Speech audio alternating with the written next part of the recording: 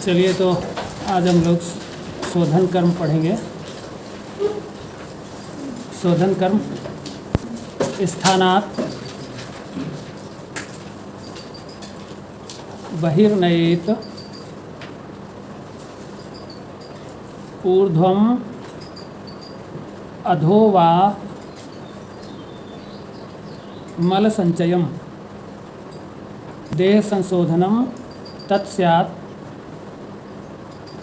देवदाली फलम यथा। सारंगधर संहिता पूर्वखंड चतुर्थ अध्याय 9 नंबर का श्लोक। चलिए, तो हम लोग ने शोधन का श्लोक लिख लिया। अब इसमें हमको समझना है कि शोधन करना क्यों है। तो देखिए, स्थानात् बहिर्नयेत ऊर्ध्वम अधो वा मल संचयेत। यहाँ पे बात ये है, किसी भी स्थान में यदि दोष संचित है तो उसको ऊर्ध्व अथवा अधो मार्गों से शरीर से बाहर निकालने की जो प्रक्रिया है उसको शोधन कहते हैं। ये तो एक सामान्य बात है, मोटी बात है। हमें ये समझना है कि कौन से स्थिर मलों को कैसे निकालना है और निकालने से फ़ायदा क्या होगा। तो इसमें 2 तरीके से दोषों का कहीं पे संचय होता है।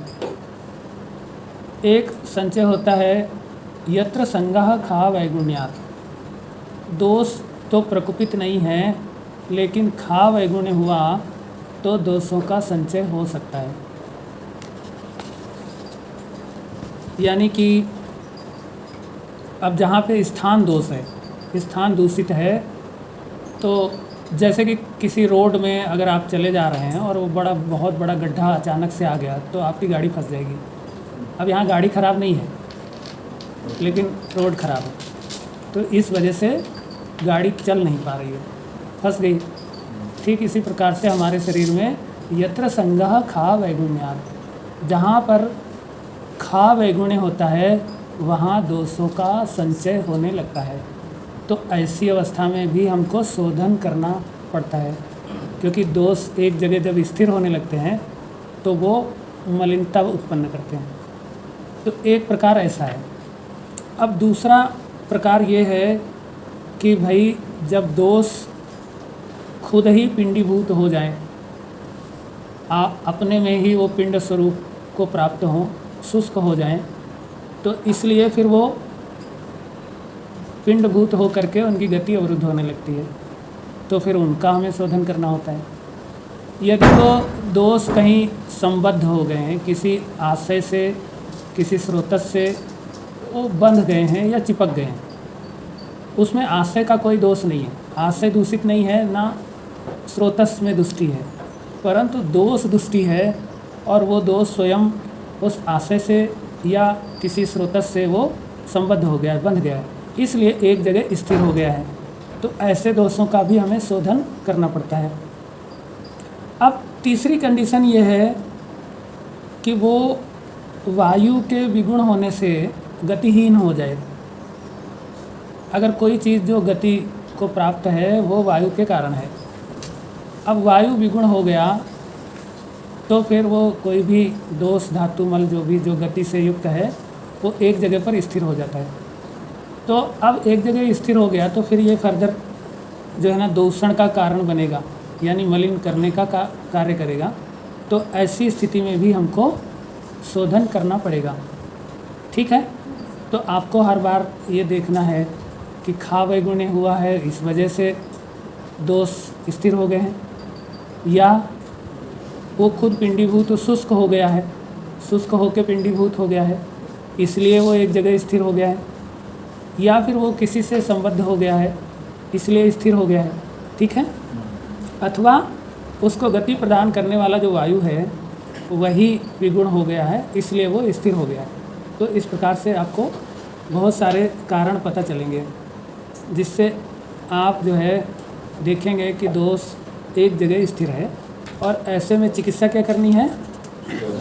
हाँ, अब हमें एक चीज़ और है कि स्थिरता को और भी जानना है। ये तो गति स्थिरता है, यानी कि स्थान परिवर्तन नहीं हो रहा है, तब हम उसको स्थिर कह रहे हैं। ये एक प्रकार की स्थिरता है। दूसरे प्रकार की स्थिरता कौन सी होती है? जब जो परिवर्तन होना चाहिए दोष धातु मलों में, अगर वो परिवर्तन स्थिर हो गया है तो भी वो मलिनता को प्राप्त होंगे। यानी जो परिवर्तन जिस गति से जितना होना चाहिए, यदि वो उतना होता रहे तो मलिनता उत्पन्न नहीं होगी। अगर परिवर्तन रुक गया तो भी हम उसको स्थिर कहेंगे। और ऐसे अपरिवर्तनीय दोष धातु मलों को भी शरीर से बाहर निकाला जाता है। जो परिवर्तनीय हैं, भले दूषित हैं, विकृत हैं, लेकिन परिवर्तनीय हैं, परिवर्तन हो सकता है, उनकी हम समन चिकित्सा करते हैं। तो उनको हम परिवर्तन करके शरीर के लायक फिर से बना लेते हैं। लेकिन जो अपरिवर्तनीय हो गए, अब वो हमारे शरीर में काम के नहीं रह गए, इसलिए हमें क्या करना पड़ेगा? शोधन करना पड़ेगा। समझ पा रहे हैं? तो दूसरे तरीके की स्थिरता ये है। अब इन दोनों स्थिरता का पहले आप आकलन करेंगे रोगियों में कि भाई दोष परिवर्तन रुक गया है या दोष की गति परिवर्तन रुक गई है। मतलब दोष से तात्पर्य केवल दोष नहीं है, जिसका भी स्थान परिवर्तन हो रहा है या जिसका भी स्वरूप परिवर्तन हो रहा है, वो सभी दोष के अंतर्गत यहाँ पर आएंगे, क्योंकि वो अगर परिवर्तन नहीं होता तो वो दूषण का कार्य करेंगे। ठीक है, समझ पा रहे हैं? तो अब मतलब शरीर में दो तरीके के ये जो बातें हो गई कि स्थित तो वो है लेकिन स्थिर है या अस्थिर है। एक ऐसा कि जो स्थान परिवर्तन तो नहीं कर रहा है लेकिन स्वरूप परिवर्तन कर रहा है। जैसे अगर मान लीजिए आपने खाना बना के घर में रख दिया, तो वो खाना तो चल के इधर से उधर नहीं जाएगा लेकिन सड़ने लगेगा। तो स्थान परिवर्तन तो नहीं हो रहा है लेकिन वहाँ स्वरूप परिवर्तन हो रहा है, और वो स्वरूप परिवर्तन हो करके वहाँ पे मलिनता उत्पन्न कर रहा है। तो इसका भी शोधन करना पड़ेगा। ठीक है। और दूसरा, अब यहाँ पे एक नियम बताया गया कि ऊर्ध्वम अधो वा मल संचयम, ऊर्ध्व अथवा अधो मार्ग से निकालने की क्रिया। अब ऊर्ध्व क्या है, अधो क्या है? तो अगर हम जो भी दो तरीके होते हैं किसी चीज़ को निकालने के, एक एक्टिव वे और एक पैसिव वे। ठीक है। जब हम किसी को पैसिवली शरीर से बाहर निकालते हैं तो उसको हम अधो मार्ग कहते हैं, और जब एक्टिवली हम किसी चीज़ को निकालते हैं किसी मार्ग से जहाँ अधिक बल लगाना पड़ता है, पूरा प्रयास करना पड़ता है, तो उसको हम ऊर्ध्व मार्ग कहते हैं। दूसरी बात यह है कि हमको ऊर्ध्व मार्ग में एक बात और समझ में आती है कि अगर अगेंस्ट ग्रेविटी या अगेंस्ट ग्रेडियंट किसी मल को शरीर से बाहर निकालना पड़े, किसी दोष को शरीर से बाहर निकालना पड़े, तो वो फिर ऊर्ध्व मार्ग है। ठीक है। और अगर मान लीजिए एलॉन्ग ग्रेविटी है ना, या एलॉन्ग ग्रेडियंट, जिधर से जिधर जाना, हाई से लो की तरफ जाना है, ये एलॉन्ग ग्रेडियंट है। ठीक है। और पृथ्वी की तरफ जाना है तो ये एलॉन्ग ग्रेविटी है। देखिए, एलॉन्ग ग्रेडियंट अलग चीज़ होता है और एलॉन्ग ग्रेविटी अलग चीज़ है। ग्रेविटी के तरफ जाना मतलब केवल पृथ्वी की तरफ जाना। अगर पृथ्वी की तरफ जा रहा है तो अधोगति है। और एलॉन्ग ग्रेडियंट यानी हाई कंसंट्रेशन से लो कंसंट्रेशन की तरफ जाना, या हाई प्रेशर से लो प्रेशर की तरफ जाना, ये एलॉन्ग ग्रेडियंट है।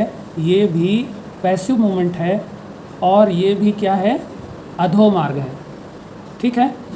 तो अब हमें ये बात दो तरीके से पता चल गया कि भाई हम दो तरीके से बाहर निकाल सकते हैं, या तो अगेंस्ट ग्रेडियंट निकाल सकते हैं या एलॉन्ग ग्रेडियंट निकाल सकते हैं। अगेंस्ट ग्रेविटी निकाल सकते हैं या एलॉन्ग ग्रेविटी निकाल सकते हैं किसी दोष को। अब हमें सोचना है कि किस मार्ग का चयन करना चाहिए। ऐसा नहीं है कि कहीं से भी निकाल दें, कहीं से भी नहीं निकाल सकते, क्योंकि हम अगर बिना इस बात का ध्यान दिए हुए कि हमें इसको किस मार्ग से निकालना है, अगर हमने ऐसा ध्यान नहीं दिया तो व्याधि को ठीक करने के बजाय हम अन्य व्याधि की उत्पत्ति कर देंगे। फॉर एग्जाम्पल, यदि हम कफ को अधोमार्ग से निकालें तो कफ ग्रहणी स्थान में आच्छादित होकर के अग्नि को नष्ट कर देगा या मंद कर देगा। तो फिर कफ को हम कभी भी अधोमार्ग से नहीं निकाल सकते।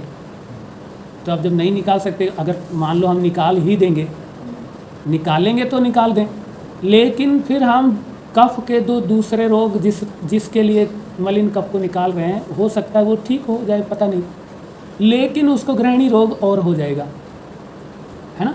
पहला वाला रोग में भी ठीक हो या ना हो, लेकिन दूसरा एक रोग और उत्पन्न हो जाएगा, ठीक है। दूसरा, जब कफ पक्वाशय को जाएगा तो वायु कफ से युक्त हो जाएगी, तो पूरे शरीर में स्तंभन कर देगी, तो यानी बहुत सारे रोग उत्पन्न हो जाएंगे। इसलिए हम उसको अधोमार्ग से नहीं निकाल सकते। तो शोधन तो करना है, लेकिन हमारी मजबूरी है कि हम उसको केवल ऊर्ध्व मार्ग से ही निकालेंगे। अब आइए हम पित्त के बारे में देखते हैं। यदि पित्त का हम ऊर्ध्व विरेचन करें तो पित्त जैसे ही पूरा स्थान में जाएगा, उरोदाह करेगा, रक्त कोप करेगा, कफ को जलाएगा, ठीक है, प्राणों की हानि करेगा, और कफ के जितने प्राकृत कर्म हैं, यानी कफ जो है प्राकृत स्थिति में बल का कार्य करता है, तो बल हानि होगी। तो जितने बल हैं उन सब की हानि होगी। अग्निबल, शरीर बल, ओज बल और मनोबल, इन सब की हानि होगी। आप देख लीजिए, एक उदाहरण से आप समझिए कि जब पित्त जो है अम्ल हो जाता है तो वो कफ यानी दूषित रहता है वहाँ पे, और पित्त भी दूषित रहता है, यानी पित्त जो है वो कफ के स्थान में आया रहता है, तभी अम्ल पित्त होता है, आमाशय में बहुत ज़्यादा रहता है। ऐसी स्थिति में व्यक्ति जो है वो डिप्रेशन का शिकार होता है, यानी उसको मनोमालिन्य हो जाता है, ठीक है। तो मनोबल उसका कमज़ोर हो जाता है। इसीलिए जो लोगों को भी अम्ल पित्त रोग है वो सभी लोग मनोअवसाद के रोगी होते हैं। हाँ, अब कितना होंगे, वो जितना ज़्यादा मलिनता होगी उतना ही बड़ा अवसाद होगा, ठीक है ना। तो इसलिए हम उसको ऊर्ध्व मार्ग से नहीं निकाल सकते, नहीं तो पुरोदाह होगा, हृदय रोग होंगे और मनोमालिन्यता होगी, ठीक है, रक्तकोप होगा, इस तरीके के सभी रोग उत्पन्न हो जाएंगे, ठीक। तो ये बात पता चल गई कि नहीं, जिसको जिधर से निकालना है उधर से ही निकालने की क्रिया शोधन कहलाएगी। ऐसा आचार्य ने लिखा है कि ऊर्ध्वम अधोवा, ऊर्ध्व अथवा अधो मार्गों से। इसका ये मतलब नहीं है कि चाहे जिधर से निकाल दो। ये आचार्य ने इसलिए कहा कि भाई जो दोष हैं उनको आप पहले देख लीजिए कि वो पित्त प्रकृति के हैं या कफ प्रकृति के हैं। अगर उनकी कफज प्रकृति है तो आप उनको ऊर्ध्व मार्ग से निकालेंगे, अगर उनकी पैतिक प्रकृति है तो उनको अधो मार्ग से निकालेंगे, ठीक है। इसलिए ये ऊर्ध्वम अधोवा में आपको चयन करना है। आइए अब हम लोग जानते हैं कि जब भी दोष जो है अपने प्राकृत मार्ग में या आशय में चलायमान रहते हैं, प्राकृत मार्गों में दोषों का जब गमन होता रहता है तो दोष अपने प्राकृत कर्मों को करते हैं। दोष धातुमल जो भी हैं, यदि वो अपने प्राकृत मार्गों में गमन कर रहे हैं या उनमें प्राकृत परिवर्तन हो रहे हैं, परिवर्तन भी गति है, तो अगर प्राकृत गति हो रही है, चाहे वो प्राकृत मार्ग में जा रहा है और चाहे प्राकृत तरीके से परिवर्तित हो रहा है, तो वो अपने प्राकृत कर्मों को ही प्रदर्शित करेगा, ठीक है। तो जब दोष चलना बंद कर देते हैं, धातु चलना बंद कर देती है या उनमें परिवर्तन बंद हो जाते हैं, तभी वो हमारे शरीर को मलिन करना शुरू करते हैं। ये बात आपको समझ आ गई होगी। और तभी वो संचय को प्राप्त होते हैं। अब संचय चाहे अपने स्थान में हो, है ना, या अन्य स्थान में हो। तो जब अन्य स्थान में होता है तो हम स्नेहन स्वेदन के द्वारा उसको पहले उसके स्थान की तरफ डाइवर्ट करते हैं। जैसे आपने दोषों की गतियाँ पढ़ी होंगी, कोष्ठ से शाखा की ओर और शाखा से, है ना, तो वृद्धया विस्यंदनात् स्रोतोमुख विशोधनात्, पढ़ा कि नहीं पढ़ा। तो उस विधि के द्वारा हम उनको अन्य स्थानों से उनके स्थानों में पहले लाते हैं और फिर ला करके उनके लिए जिन मार्गों से निकालना उचित है उन मार्गों से उनको फिर हम निकालते हैं, ठीक है ना। तो इस तरीके से हम अब देखिए दोष स्थिर जो है वो गतिहीन कैसे होते हैं, जब वायु विगुण होती है या आशय से बद्ध होते हैं या स्वयं पिंडित हो जाते हैं, जैसा कि भेदन में आप कभी पढ़े होंगे, है ना। मलादिकम अबद्धम यदबद्धम पिंडितम मलही, है ना, वित्वा आधा पाते थे, ऐसा लिखा ना। हाँ, तो वैसे ही दोष कैसे संचित होंगे, या तो वायु विगुण हो जाए तो वो गतिहीन हो जाते हैं, या फिर वो किसी इतनी पिछलता से युक्त हो जाए कि वो किसी आशय से चिपक जाते हैं, ये बात अभी हम बता चुके हैं, या फिर जो है वो वायु इतनी प्रकुपित हो जाए कि उनको सुखा के पिंडीभूत कर दे, ठीक है ना। तो फिर ऐसे दोषों का संचय होने लगता है, ऐसे मलों का, ऐसी धातुओं का संचय होने लगता है। फिर इन्हीं को हमें जो है वो शरीर से बाहर निकालना है, जिससे शरीर में मलिनता या रोग उत्पन्न ना हो। अब इसके निकालने के लिए जो शोधन औषधियाँ होती हैं उनमें कुछ प्रमुख गुण होते हैं, जैसा हम कई बार आपसे चर्चा कर चुके हैं कि उनमें उष्ण गुण होता है, जिसकी वजह से वो क्या करते हैं, सभी संचित मलों को उष्णता से पहले द्रवीभूत करते हैं। तीक्ष्ण गुण होता है, जिससे वो उन मलों को छिन्न भिन्न करते हैं। और उसके अलावा उसमें लघु गुण होता है, तो जब छोटे छोटे भाव को प्राप्त हो जाते हैं, छिन्न भिन्न मल जो है वो फिर अणु प्रवणता को प्राप्त होता है, यानी प्लवन कर्म करने लगता है, और फिर धीरे धीरे वो शरीर से बाहर निकलने की प्रक्रिया शुरू होती है ना। तो हमने जैसा कि अब ये सब जान लिया कि भाई कफ को हमें ऊर्ध्व मार्ग से निकालना है और पित्त को हमें अधो मार्ग से, तो वायु को नहीं निकालना है क्या? वायु जो है वो जैसे ही दोषों का अनुलोमन होता है, या जिस मल को जिस मार्ग से निकलना चाहिए यदि उसी मार्ग से निकाला जाने लगता है तो वायु अपने आप अनुलोम हो जाती है। इसलिए वायु अनुलोम करने के लिए दोष धातु मलों की अपनी गति पैदा करना आवश्यक है, इससे वायु खुद ही अनुलोम हो जाती है, ठीक है ना भाई, समझ गए? नहीं, वायु को तो निकाल रहे हैं ना, अब शोधन करेंगे। अगर आप मृदु विरेचन करते हैं तो वो वायु का ही शोधन है, मृदु विरेचन, है ना। तीक्ष्ण विरेचन करते हैं तो पित्त का शोधन है, ठीक है। या फिर आप आस्थापन वस्ती का प्रयोग करके मलों को अनुलोम करते हैं तो वो वायु का शोधन है। जब आप अनुआसन या आस्थापन दे करके मलों को बाहर निकाल रहे होते हैं तो वो तो मल तो फिर अधो मार्ग से ही निकलेंगे, तो अधो स्थान वायु का है, और जब उसी स्थान से निकल रहे हैं तो वायु तो निकलेगी, है ना। इसलिए फिर वो वायु शुद्ध हो जाती है, ठीक है। क्योंकि वायु प्रायः दूसरे के कारण कुपित होती है, क्योंकि वायु सबसे ज़्यादा योगवाही है, वायु योगवाही है। अब वो योगवाही के कारण वो कभी पित्त की वजह से कुपित हो जाती है, कभी कफ की वजह से कुपित हो जाती है, कभी मलों की वजह से कुपित हो जाती है। इसलिए उनकी चिकित्सा आप करो तो ये अपने आप सही हो जाती है, ठीक है ना। तो आइए अब हम लोग शोधन शायद समझ गए होंगे, तो हम इसका प्रयोग कहाँ करेंगे, शोधन चिकित्सा हमको कहाँ करनी चाहिए, इस बात को जानना है। तो दोष धातु मल जब अपना प्राकृत कर्म न करते हों, अगर कोई दोष, कोई धातु या कोई मल अपना प्राकृत कर्म नहीं कर रहे हैं तो आप उनको क्या करें, शरीर से बाहर करें, और यही शोधन चिकित्सा है। तो ऐसी स्थिति में आपको शोधन कर्म करना चाहिए। अब या फिर ये दोष धातु मल एक दूसरे के कार्य में बाधा पहुंचाएं। दोष जो है वो धातुओं की कार्य बाधा डाले, या धातुएं जो हैं वो दोषों के कार्य में बाधा पहुंचाएं, ठीक है, या मलों के कार्य में बाधा हो रही हो। मल जो है जब, यानी ये तीनों में से कोई किसी के कार्य में बाधा उत्पन्न कर रहा है तो आपको शोधन चिकित्सा करनी चाहिए, ठीक है।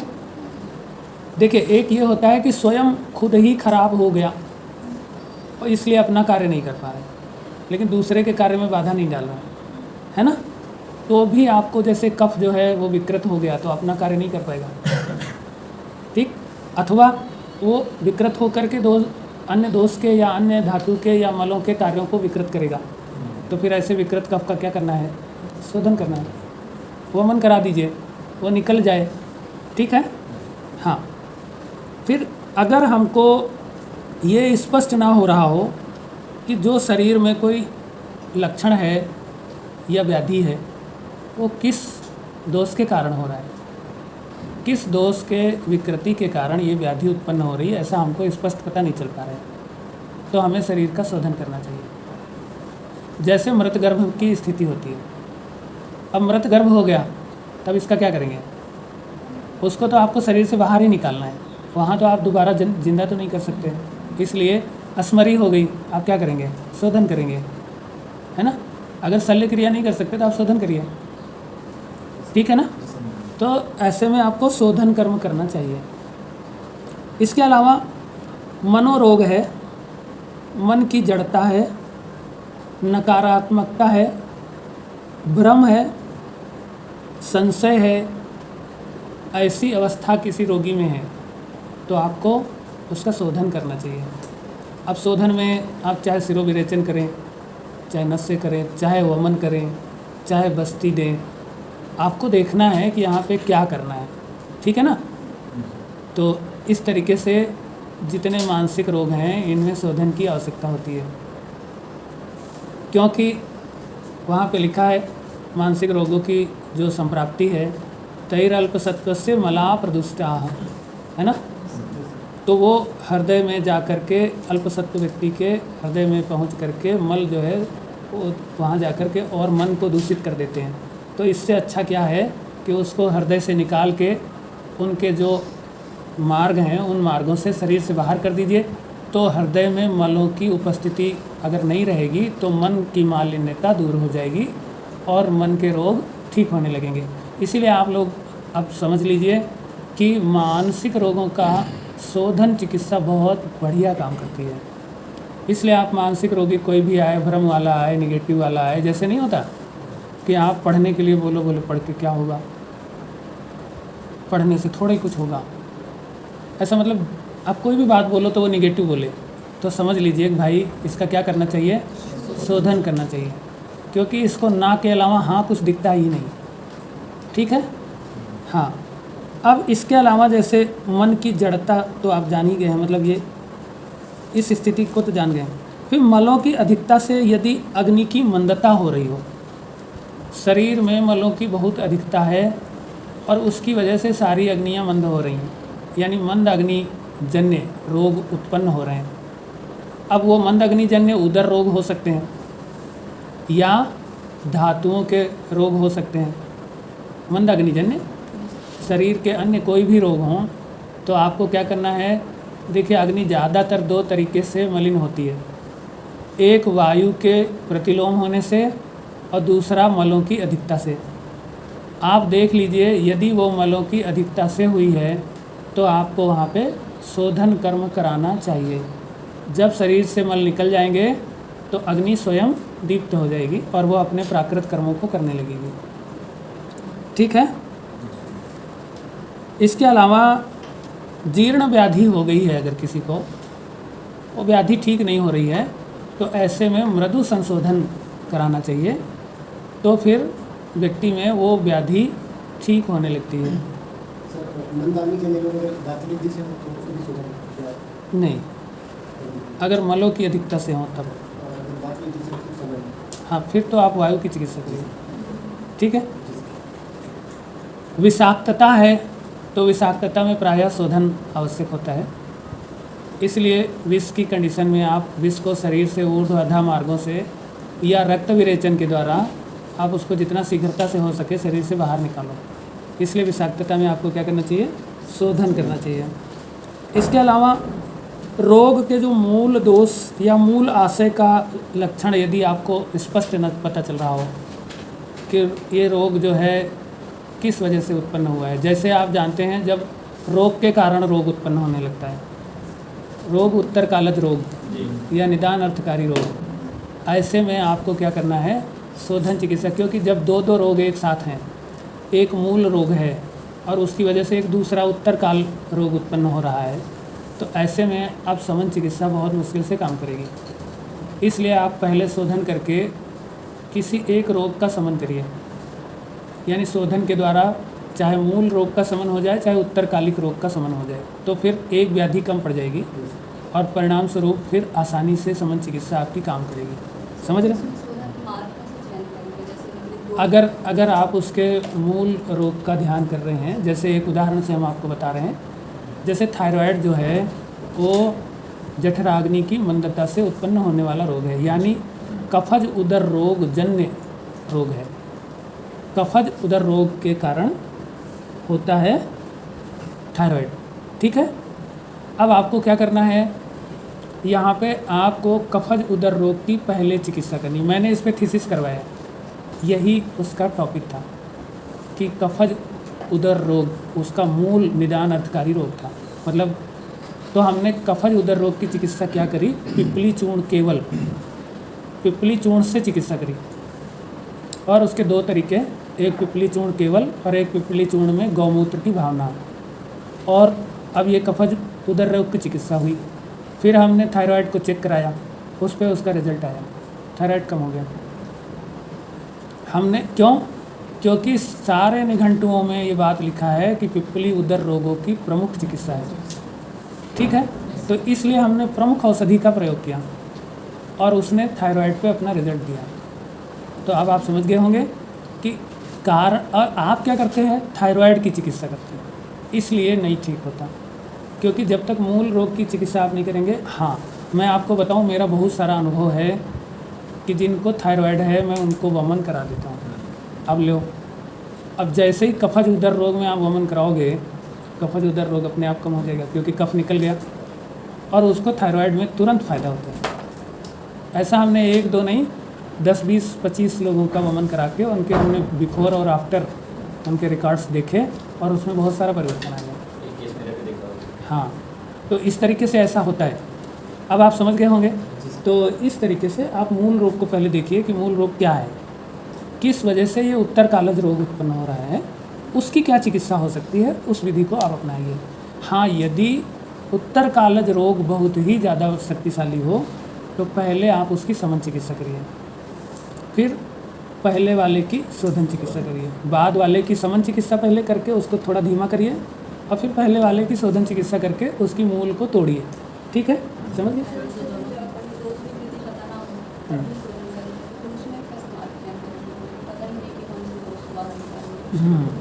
तो हम क्या करते हैं कि हमें दोष पता नहीं चल पा रहा है कि जैसे काश्वास में हमको तीनों बता दिए कि पित्त स्थान समुद्भूत है और कफवातात्मक है, और फिर भी उसमें कहते हैं कि ये कफज काश है, पैत्तिक काश है, वातिक काश है ना। जैसे सोत है, फिर दोषज भी है और फिर एक दोषज भी है। तो अब यहाँ पे कन्फ्यूजन है कि कौन सा वाला है, इसलिए हर सोत में वमन कराना है, कुछ एक को छोड़ के। ठीक है, तो ऐसे ही आपको अब काश्वास है तो वहाँ पे श्वास में विरेचन कराना है और काश में वमन कराना है, ऐसा करना है ना। किसकी कहाँ पे वो है, थोड़ा लक्षणों को आपको देखना है, उसके अकॉर्डिंग ऐसे करना है। दोनों में काम करते हैं। मैंने 110 तक TSH लेवल को देखा है और वो नॉर्मल, एक बार में तो नहीं हुआ है, लेकिन 2 बार 3 बार कराने पे वो नॉर्मल आ जाता है। 110 5.5 जो है वो आखिरी बाउंड्री है उसकी, है ना, नॉर्मल की, और 110 हो गया व्यक्ति का, और वो एक बार कराओ तो पता चलता 60 पे आ गया, ऐसा हो जाता है। और फिर वो और ऐसा करते करते और थोड़ा उसका आहार विहार चेंज करने से वो फिर से ठीक हो जाता है। मिनिमम कितना गैप रखना चाहिए सर दूसरे फिर शोधन के लिए? और 15 दिन का गैप चाहिए, वो तो आचार्य ने बताया कि 15 दिन पे आप वमन करा सकते हैं, है ना। हाँ, लेकिन आप, हाँ, 15 दिन का मिनिमम है, आप अपने हिसाब से देख सकते हैं, दोष काल आदि का ध्यान रखते हुए ऐसे। ठीक है, तो इस तरीके से आप जीर्ण व्याधि में, विषाक्तता में और रोग के मूल दोष या मूल आशय आदि का अगर लक्षण प्रकट नहीं हो रहा है तो आप जो जिस दोष की भी आपको कहीं कोई लक्षण समझ में आ रहा है उसके अकॉर्डिंग आप कोई शोधन करिए, या फिर आप एक से अधिक शोधन करिए, उसका मृदु वमन कराइए, मृदु विरेचन कराइए, तो फिर सारे दोष थोड़े थोड़े करके निकल जाएंगे और वो ठीक होगा। ठीक है, तो इस प्रकार से आपको शोधन चिकित्सा पढ़ा दी।